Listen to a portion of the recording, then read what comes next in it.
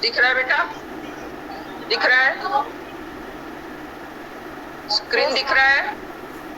Okay, देखो अभी तक हमने जो पढ़ा है इस लेसन में, प्लानिंग क्या है, प्लानिंग का ऑब्जेक्टिव क्या है, ये सारा कुछ एक साथ इस माइंड मैप पे दिया हुआ है। आप चाहो तो स्क्रीनशॉट लेके इसको रख लो। और मैंने पहले भी क्लास में लेसन 1 पढ़ाया था, तभी मैंने आपको एक माइंड मैप भेजा था ग्रुप में। आप इसको अपनी कॉपी में इस माइंड मैप को बना लेना, ठीक है? टाइप्स ऑफ इकोनॉमी कितने तरह के होते हैं, प्लान क्या है, प्लानिंग क्या है ना, इकोनॉमिक प्लानिंग क्या है, ऑब्जेक्टिव्स क्या है, ये सारा कुछ हमने डिस्कस किया है। इसमें तो कोई दिक्कत नहीं है ना किसी को। उसके अलावा फिर हमने एग्रीकल्चर पॉलिसी को पढ़ा। एग्रीकल्चर पॉलिसी में land reform means abolition of zamindari system, land ceiling means fixation of land holding. उसके बाद टेक्निकल रिफॉर्म किया गया। It mean the government haves adopted so many strategy to reform the agriculture sector, to modernize the agriculture sector. They motivated the farmers to use HYV seed and also provide subsidy to the farmers, है ना? So in this way there is so many technical changes. Technical reform was also introduced in agriculture sector and we have achieved our target and that achievement is given the name of green revolution. Then उसके बाद आता है for motivating farmers, the government also announced MSP. MSP आपने पढ़ा है, minimum support price. The minimum support price announced by the government before sowing the seed to encourage the farmers so that they can cultivate more crop, so they can grow market surplus. वो market surplus grow करें, मतलब production इतना करें कि वो market में बेच सकें। एमएसपी क्या होता है? गवर्नमेंट किसानों से गेहूं खरीदती है एक और उसी प्राइस पे वो पहले से अनाउंस कर देती है। क्योंकि आप जनरली क्या देखते हो कि जब भी किसी चीज का प्रोडक्शन बढ़ जाता है तो मार्केट में उसका प्राइस गिर जाता है, ड्यू टू, आपने पढ़ा है क्लास 11 में, मोर सप्लाई ज्यादा होने पे प्राइस कम हो जाता है। तो ऐसे में किसानों को नुकसान होता था। तो फॉर सपोर्टिंग द फार्मर्स कि वो उन्हें लॉस ना हो, गवर्नमेंट पहले से एमएसपी अनाउंस कर देती है, ठीक है? जब वो सीड लगाना शुरू करते हैं ताकि ज्यादा से ज्यादा वो लोग मार्केट सरप्लस क्रिएट कर सकें, ठीक है? फिर किसान उस कीमत पे गेहूं खरीद लेती है। मार्केट में मान लो कम रेट में भी बिक रहा है तो मार्केट में बेचेंगे ही नहीं, वो किसान किसको बेचेंगे? गवर्नमेंट को देंगे एमएसपी पे, और फिर वो गवर्नमेंट उसको खरीद के और एफसीआई के गोडाउन में उसको जमा करती है, प्रोक्योर करती है, इकट्ठा करती है, ठीक है?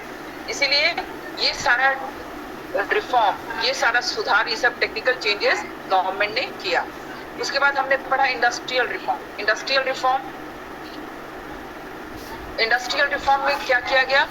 इंडस्ट्रियल रिफॉर्म में आईपीआर एक्ट इम्प्लीमेंट किया गया।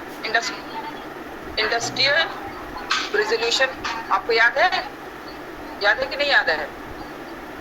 इंडियन याद है कि नहीं बेटा? अंडर दिस किसी कोई बताएगा आईपीआर एक्ट क्या था? इंडस्ट्रियल रेजोल्यूशन याद है कि नहीं याद है? पॉलिसी उसमें यहाँ पे देखो, 3 जो भी इंडस्ट्री था उसको 3 कैटेगरीज में डेवलप किया गया। Why? Because in India people are not ready to make huge investment in such type of industry and we have only very less number of industries in India. बहुत कम industry था। Some cotton and jute industries were there, only in the name of capital goods industry only Tisco is there, यही खाली था हमारे पास। So for development of industries, government have announced IPR Act 1956 and also categorize the industries into 3 categories. One is owned by the government, it means the owner is the government and the manager is also a government, managed and owned by the government. And second, according to the schedule B, second is owned by the government but managed by the private sector, and third is owned by the private sector. So these are the 3 categories, and according to the IPR Act 3 schedules have been implemented. Next, decision is taken by the government to develop the small scale industries, to reduce the regional variation, to increase employment, to bring equity, to provide employment and to absorb, because small scale industry absorb most of the labor and we have abundant labor here in India. So ye sara, and also we have lack of capital and such type of small scale industry required less investment, तो इसको develop किया गया. Now come to the foreign trade. Foreign trade जो adopt किया गया, foreign trade is also adopted in such a way to protect the domestic producer from foreign competition. So it is called, इसको हम कह सकते हैं protective policy. Protective policy क्यों? Because it provides protection to domestic producer from foreign competition by announcing tariff and quota. Tariff और quota announce किया गया. Tariff tax on border, quota quantity fixation, कि आप इतने ही अमाउंट तक इंपोर्ट कर सकते हो या इंडिया में कोई भी इतने ही अमाउंट तक विदेशी गुड्स को बेच सकता है, इससे ज्यादा नहीं. That is called quota. और tariff, if you want to sell your goods in India you will have to pay taxes, ठीक है, ऑन बॉर्डर. तो ये सारा, these are the protective policies which are adopted by the government after the independence या after announcement of the 5 year plan, ठीक है. Next, आज उसके अलावा अब ट्रेड, आपका इंडस्ट्रियल पॉलिसी में एक और चीज था बेटा, परमिट एंड लाइसेंस राज. अब कुछ नेगेटिव एस्पेक्ट्स की बात करते हैं. आज जो हमें बात करना है वो नेगेटिव एस्पेक्ट्स का ही बात करना है. देखिए, नेगेटिव एस्पेक्ट्स में आ जाता है परमिट एंड लाइसेंस राज. देखो, प्राइवेट सेक्टर को प्रमोट किया गया, प्राइवेट सेक्टर को मोटिवेट किया गया, क्योंकि most of the decision is taken by the government. जो भी परमिशन था वो गवर्नमेंट परमिट करती थी. गवर्नमेंट ह्यूज इन्वेस्टमेंट यूज करती थी, ह्यूज इन्वेस्टमेंट गवर्नमेंट ही करती थी.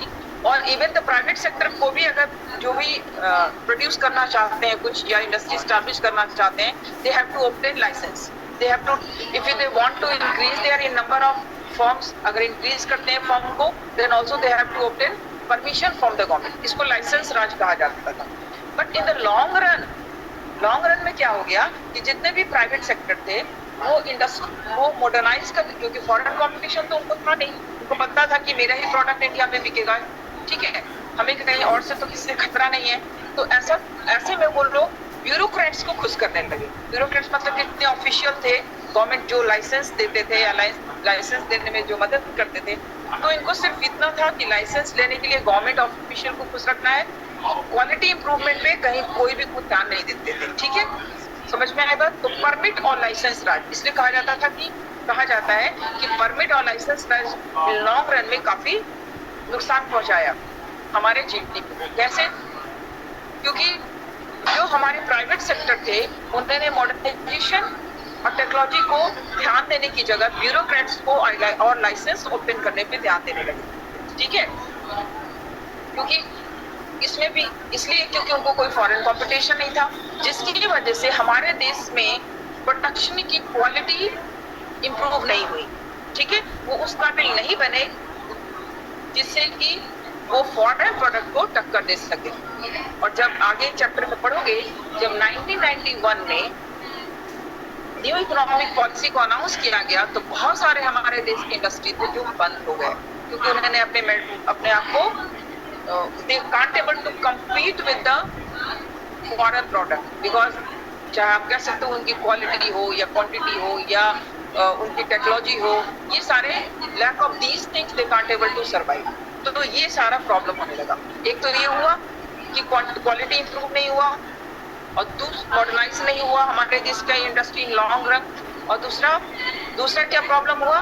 दूसरा प्रॉब्लम हुआ बेटा कि आपने देखा गवर्नमेंट सपोर्टिव था, प्रोटेक्टिव पॉलिसी अडॉप्ट कर रखा था गवर्नमेंट ने, तो गवर्नमेंट का खजाना धीरे धीरे खाली होने लगा.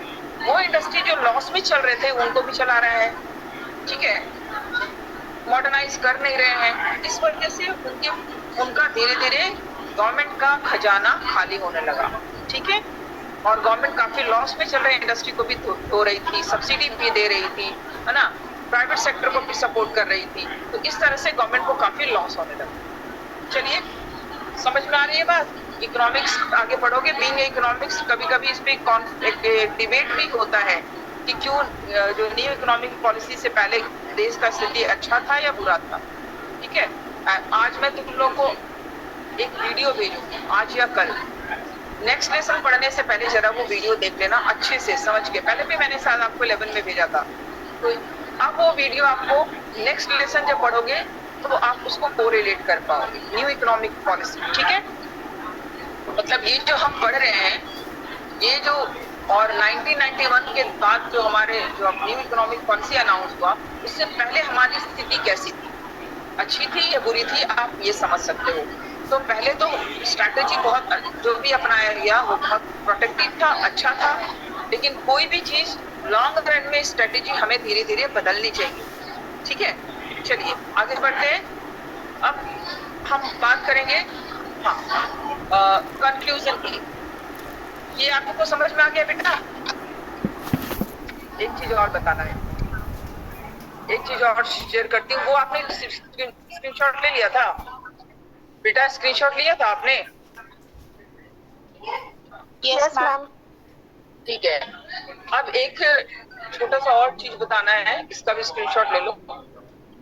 ये है तुम्हारा, देखो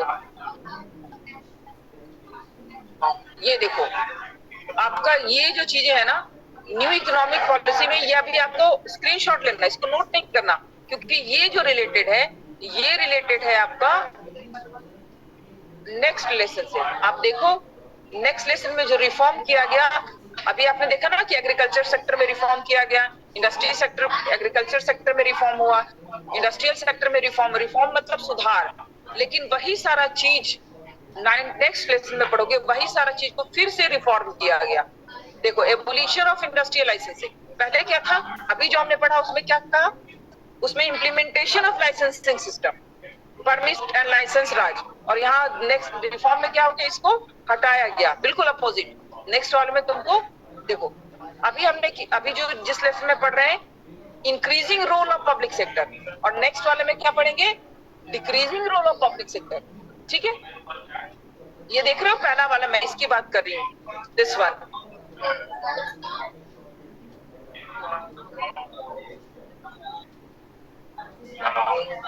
देखो दिख रहा है एबोलिशन ऑफ इंडस्ट्रियल लाइसेंसिंग।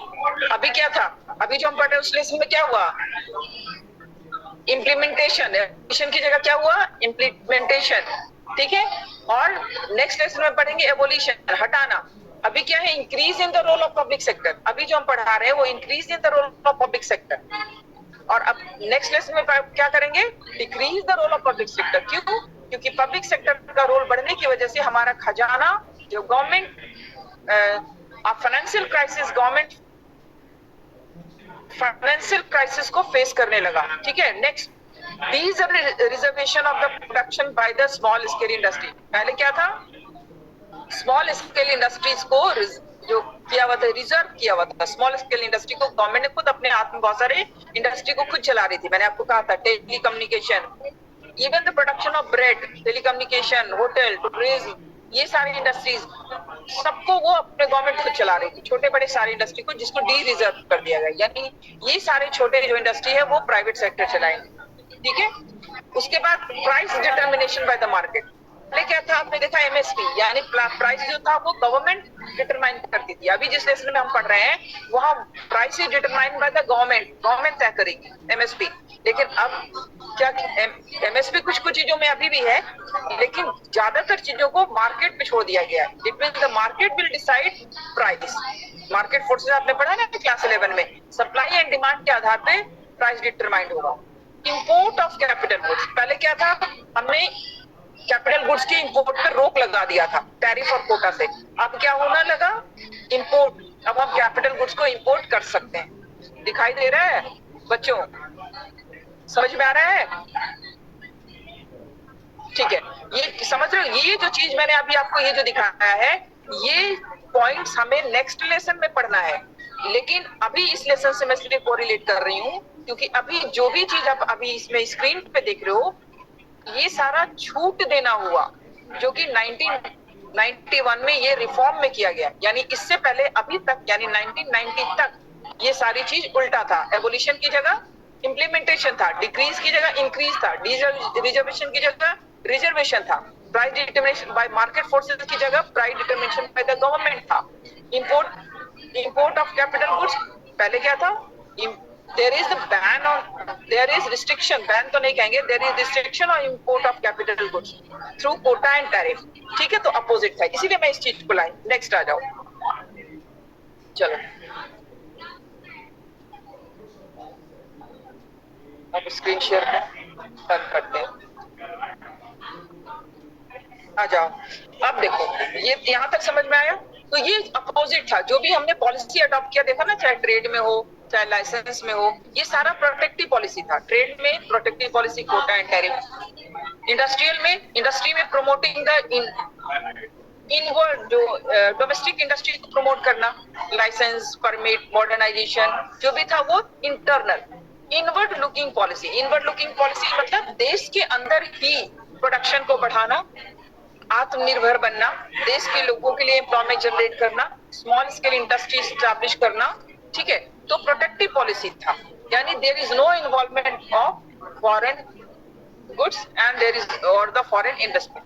अभी तक फॉरेन इन्वेस्टमेंट पे रोक लगा हुआ था, फॉरेन प्रोडक्शन पे और फॉरेन ट्रेड पे रोक लगा हुआ था। ठीक है, लेकिन नेक्स्ट लेसन में हम पढ़ेंगे ये सारा रोक धीरे धीरे हम हटा देंगे। ठीक है, चलिए, यहां तक किसी को कोई डाउट है बेटा? हाँ, कोई डाउट है इस लेसन में? कुछ डाउट है अभी तक? कुछ डाउट है तो पूछ सकते हो, अभी मैं आपको टाइम दे रही हूँ, आप पूछ लो और उसके बाद फिर हम पूछेंगे आपसे। अप टू दिस लेसन जो जो टॉपिक हमने पढ़ा है उसमें अगर कोई डाउट है तो पूछ सकते हो। नहीं, ठीक है, तो आगे बढ़ते हैं फिर क्वेश्चन आंसर में। चलो, कम टू द एक्सरसाइज।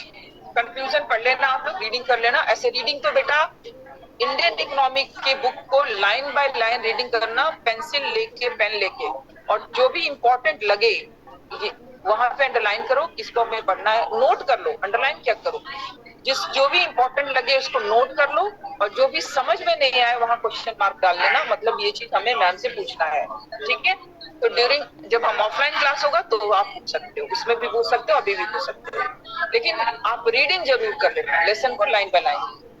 चलो, तो फिर क्वेश्चन से डिस्कस करते हैं।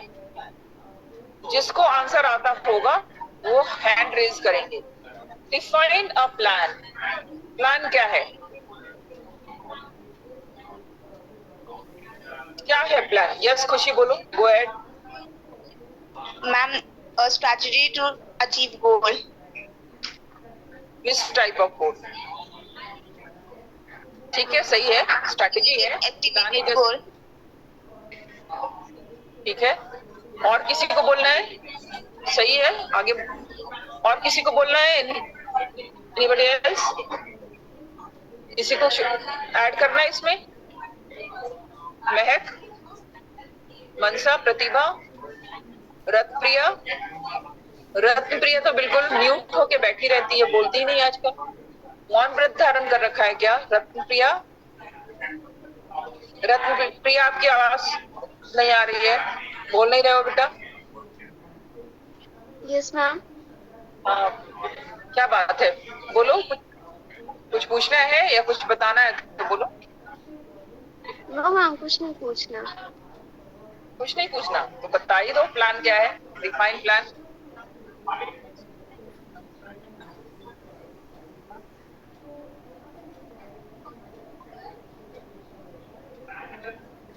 सलोनी, ये पलक कहाँ है? पलक तो थी, लीव हो गई।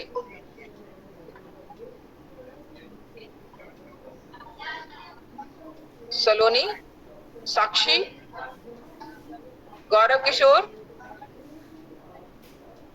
गौरव, अमित भी था, अटेंडेंस बनाने के बाद गुल। हाँ, चलिए मैं बता देती हूँ। Plan is the strategy to utilize the resources in such a way to achieve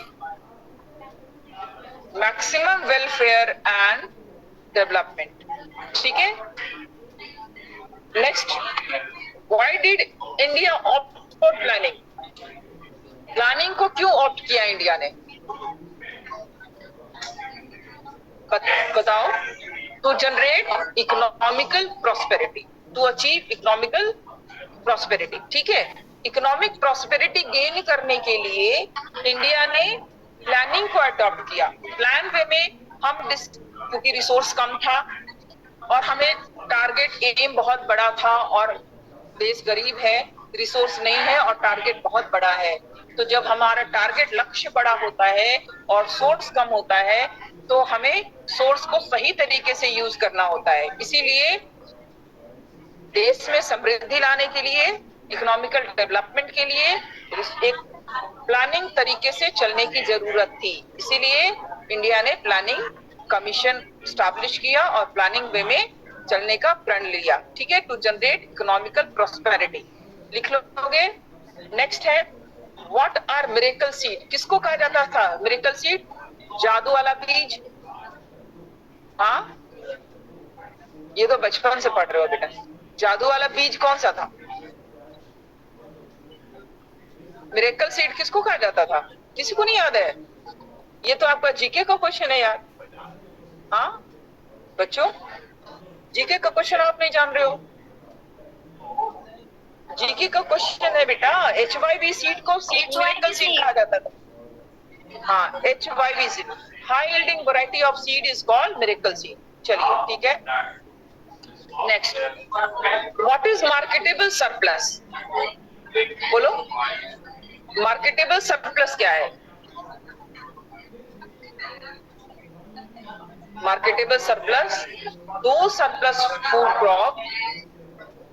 Ma'am, the portion of agriculture that are sold in market is known as market surplus. Yes, ठीक है। ओके राइट, सही है। सबको समझ में आया? The portion of the part of food crop which was sold by the farmers in the market, surplus उसी को कहते हैं। क्योंकि ज्यादातर हमारे स्ट्रैटेजी क्या था लोगों का, किसानों का, कि वो सेल्फ कंजम्पशन के लिए प्रोड्यूस करते थे। But after implementation of MSP they become motivated, they understand that surplus production will bring prosperity, ठीक है।